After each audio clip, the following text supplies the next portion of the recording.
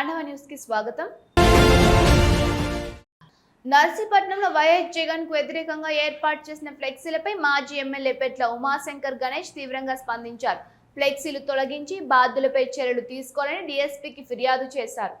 పేరు ఊరు లేకుండా పోస్టర్లు వేయడం చేతకానితనమని గణేష్ మండిపడ్డారు. దమ్ముంటే మీ పేర్లతో పోస్టర్లు వేయండి అంటూ సవాల్ చేశారు. జగన్ హయాంలో అవినీతి లేకుండా 1,50,000 ఉద్యోగాలు ఇచ్చామని అన్నారు. ఇప్పుడు ఇచ్చిన 16,000 ఉద్యోగాలకి ఆరోపణలు వస్తున్నాయని విమర్శించారు. దమ్ముంటే సిబిఐ విచారణకు సిద్ధమై నిజాయితీ నిరూపించుకోండి. తప్పుడు పోస్టులతో డైవర్ట్ రాజకీయాలు చేయడం కాదు, ప్రజలను ఎలా మోసం చేశారో చెప్పండి అంటూ గణేష్ ఘాటుగా వ్యాఖ్యానించారు. ఈరోజు డిఎస్పీ ఆఫీస్కి రావడం జరిగింది. ఒక కంప్లైంట్ కూడా ఇవ్వడం జరిగింది. మరి డిఎస్పీ గారికి కంప్లైంట్ల కారణం ఏంటంటే, ఏదైతే నర్సీపట్నంలో ఒక 3 చోట్ల మా మాజీ ముఖ్యమంత్రి గారు వైఎస్ఆర్ కాంగ్రెస్ పార్టీ రాష్ట్ర అధ్యక్షుడు వైఎస్ రెడ్డి గారి మీద ఒక తప్పుడు ప్రచారం చేస్తూ హోర్డింగ్స్ 3 చోట్ల పెట్టారు. ఒకటి పెద్దబెడ్డపల్లిలో, ఒకటి మంగిలాల దగ్గర, ఒకటి మూడోదేమో సిటీ క్లబ్ దగ్గర, ఒకటి 3 కూడా పెట్టి ఏంటంటే 5 ఏళ్ళలో ఒక ఉద్యోగం కూడా ఇవ్వలేదు, 0 జగన్ అని చెప్పి ఈ విధంగా హోర్డింగ్ ఏదోలాగా హోర్డింగ్స్ పెట్టి తాపత్రయపడుతున్నారు ఈ పార్టీకి సంబంధించిన కూటమి ప్రభుత్వం వాళ్ళు. నేను ఒకటే చెప్తాను ఏంటంటే, ఈరోజు చూస్తే జగన్మోహన్ రెడ్డి గారు ముఖ్యమంత్రిగా అయిన 4 నెలల్లోనే సుమారుగా 1,35,000 ఉద్యోగాలు గ్రామ వార్డు వాలంటీర్లు ఇచ్చారు. ఇంకంతా అన్నీ ఒకేసారి 4 నెలలు అంత ఇవ్వలేదు. వీళ్ళంతసేపు ఏంటంటే డిఎస్సి గురించి మాట్లాడుతున్నారు. డిఎస్సిలో 16,000 మీద ఉద్యోగాలు ఇచ్చారని చెప్పి గొప్పగా చెప్తున్నారు. అయితే మేము మొన్నటి వరకు మేము ఉద్యమాలు చేసేది కూడా ఏంటంటే, ఏదైతే డిఎస్సిలో అక్రమాలు జరిగినాయో అన్ని ప్రతిదీ కూడా ఆధారాలతో సహా మా పార్టీ రాష్ట్ర అధ్యక్షుడు వైఎస్ రెడ్డి గారు క్లియర్గా చెప్పడం జరిగింది. ముఖ్యంగా స్పోర్ట్స్ కోటాలో ఏ విధంగా జరిగినాయో క్లియర్గా అన్ని చెప్పడం జరిగింది. జీవోలు ఏ విధంగా మార్చారో అన్నీ కూడా చెప్పడం జరిగింది. మేము ఒకటే చెప్పేది, ఎవరైతే డిఎస్సిలో అక్రమంగా ఉద్యోగాలు వచ్చాయో వారి మీద మా పోరాటం తప్ప, సక్రమంగా వచ్చిన ఉద్యోగాల మీద మా పోరాటం కాదు. ఎవరైతే అక్రమంగా మరి ఏ స్పోర్ట్స్ కోటాలో మరి అన్నీ కూడా ఓన్లీ సర్టిఫికేట్ల ద్వారా ఉద్యోగాలు పొందారో వాళ్ళ మీద మా పోరాటం. దానికి మేము ఈ పోరాటాలు చేస్తే ఈరోజు దీనికి కౌంటర్గా ఒక 3 చోట్ల మన నర్సీపట్నంలో ఈ హోర్డింగ్స్ పెట్టారు. అంటే ఏమీ కూడా ఇవ్వలేదు అనేది మరి పెట్టడం జరిగింది.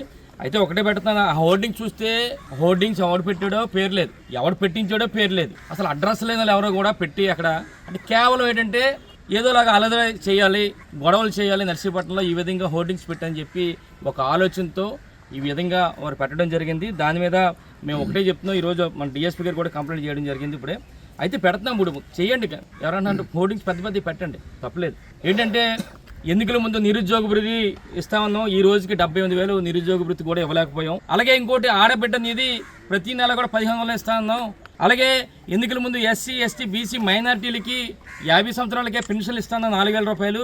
అలాగే ఈ రోజుకి చూస్తుంటే 60 సంవత్సరాల పెన్షన్లు ఒకటే కూడా ఇవ్వలేదు. సంవత్సరానికి 3 సిలిండర్లు ఇస్తామన్నాం, ఇప్పుడు 2 సంవత్సరాలకి 6 సిలిండర్లు ఇవ్వాలి.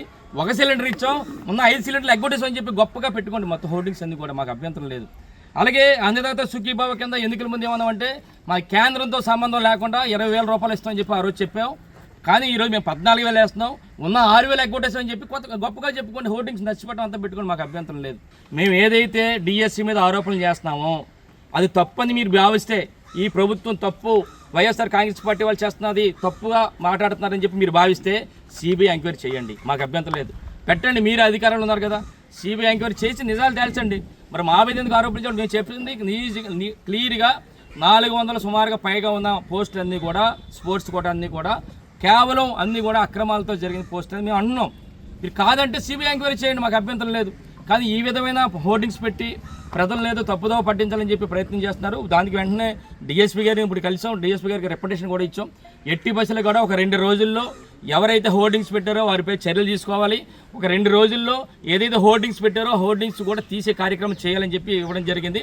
లేని పక్షంలో వైఎస్ఆర్ కాంగ్రెస్ పార్టీ ఆధ్వర్యంలో మరి నియోజకవర్గ స్థాయిలో పార్టీ నాయకులందరూ కూడా ఎక్కడైతే హోర్డింగ్ పెట్టారో మరి సెంటర్ ఒకటి బొడ్డుపల్లిలో పెట్టారు, ఒకటి మంగిలాలు పెట్టారు, ఒకటేమో సిటీ క్లబ్ దగ్గర పెట్టారు. కనుక సెంటర్ పాయింట్ మంగిలాల దగ్గర పెట్టిన దగ్గర ఎక్కడైతే పెట్టారో దాని ముందుదే మేము రోడ్డు మీద మరి పెద్ద ఎత్తున వేల సంఖ్యలో వైఎస్ఆర్ కాంగ్రెస్ పార్టీ నాయకులందరూ కూడా 2 రోజుల తర్వాత మేము చూస్తాం.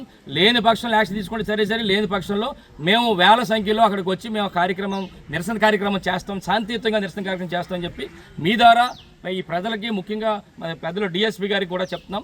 ఎట్టి బస్సులు కూడా వెంటనే 2 రోజుల్లో తీయించే కార్యక్రమం చేయాల్సిందిగా మీ ద్వారా డిఎస్పీ గారిని కూడా కోరుతాం. Tandava News. For more updates, like, share and subscribe.